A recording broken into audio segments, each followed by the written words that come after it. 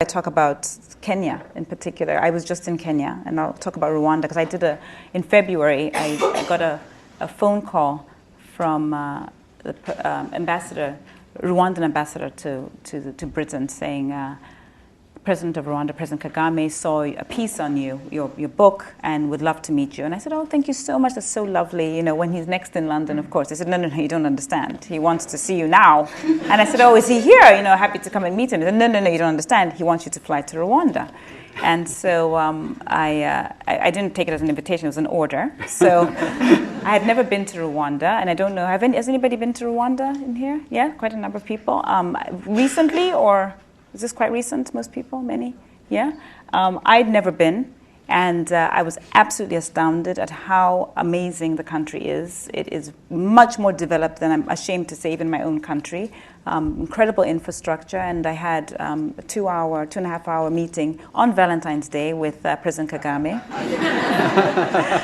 I don't think he thought it was romantic at all, but it was very interesting to be in the presence of somebody who had such a clear vision for his country. Now, since that time, I've written a couple of articles about my experience there.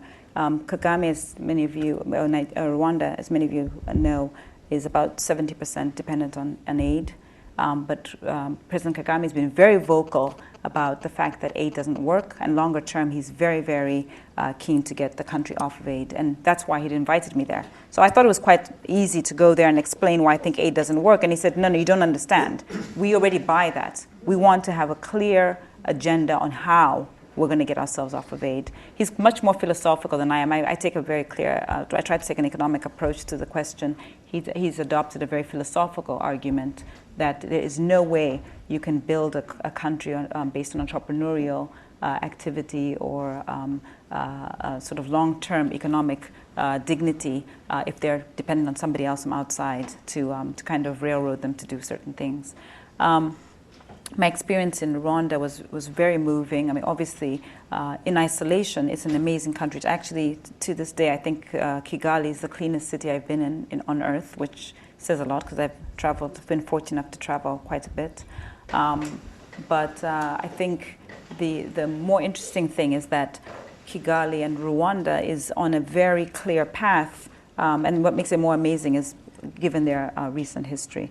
But what I wanted to say is that I went to, after my trip to Rwanda, I spent some time in Kenya and then in Tanzania. And I thought it was really disappointing, and I did mention this to President Kagame, that it's 3 countries in a week, and I needed 3 visas and to change my currency 3 times, which to me is completely absurd. It's things like that are so easy to, and yet so transformational, that we need much more of. I also, when I was in Kenya, visited a place called Kibera, which is the largest slum in Africa. It's got about 1 million to 1.2 million people. I've written about this in the Wall Street Journal last Saturday. And it's particularly shocking. It's 3/4, the area is 3/4 the size of Central Park. 1.2 million people living on top of each other, no running water, the usual slum-like characteristics, as my friend said. But I don't know if many people know, but Nairobi, capital of Kenya, is, on a per capita basis, one of the highest proportion of aid workers in the city. And just a few meters away is the United Nations Department for Human Settlements and Habitat. So their whole mandate is to provide low-cost housing and so on. And this slum has been spiraling since 1918. And you know, the fact that we can look at this dichotomy and not ask ourselves, is there something wrong with this picture, is what I find really, really bizarre. Then I spent time in Tanzania, showing some sort of spurts of moving in the right direction. But again, you know, places like Tanzania and Ethiopia, which I tend to pick on Ethiopia a little bit because Ethiopia is the 2nd largest population in sub-Saharan Africa. So Nigeria's got about 100 million, Ethiopia's got about 90 million people. Both the president of Tanzania and the president of Prime Minister of Ethiopia are very vocal about the need for more aid. Give us more aid, don't forget us during the credit crisis, and so on. And yet Ethiopia, with 90 million people, has 2% penetration of mobile phone rates. You might say, what does that mean? The average in Africa is about 30% of the population.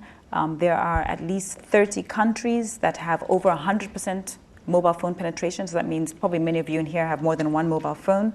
And so, here's a country, 90 million people, which not only by just selling the mobile license could they earn an income, one-off fee, but also by tariffs through ongoing taxes on the mobile phone service, and bringing in additional competition from outside, but also from, and we've seen this in Ghana, where there's a lot more trade from farmers and people in the rural areas if they can have access to markets via the markets and market information via mobile phone. So there's a lot of scope for being much more innovative about ways to raise capital and ways to actually finance development.